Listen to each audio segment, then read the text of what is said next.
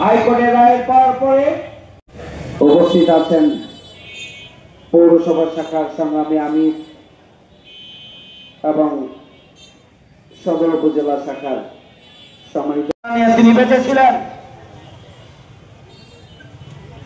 বাংলাদেশের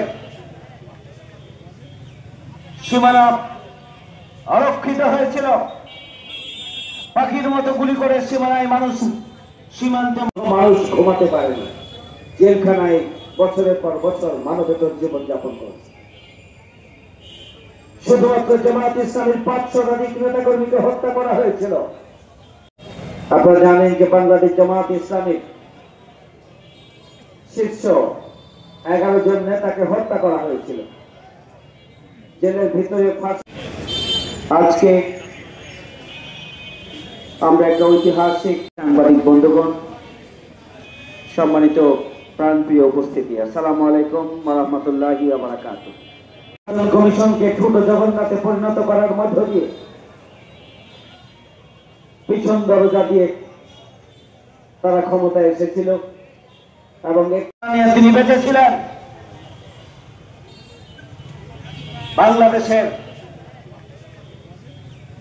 সীমানা অরক্ষিত হয়েছিল, পাখির মতো গুলি করে সীমানায় সীমান্তে তাদের বিশ্বাস উঠেছিল। জুলুম, নির্যাতন, নিষ্পেষণের মাত্রাটা এমন পর্যায়ে পৌঁছেছিল যে উপস্থিত আছেন পৌরসভা শাখার সংগ্রামী আমির এবং সদর উপজেলা শাখার সম্মানিত। দীর্ঘ 17.5 বছরের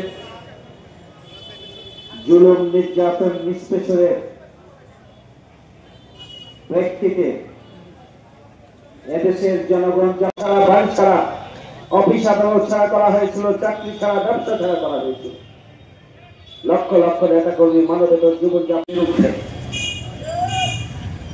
হাইকোর্টের রায়ের পরে আবারও পিছন দরজা দিয়ে যখন ক্ষমতা এসেছিল, এদেশের জনগণ হতাশা ব্যক্ত করেছিল যে হয়তো এই অপশক্তির হাত থেকে আর মুক্তি পাওয়ার কোন উপায় নেই। তিনি বেঁচে ছিলেন বাংলাদেশের সীমানা অরক্ষিত হয়েছিল, পাখির মতো গুলি করে সীমানায় সীমান্তে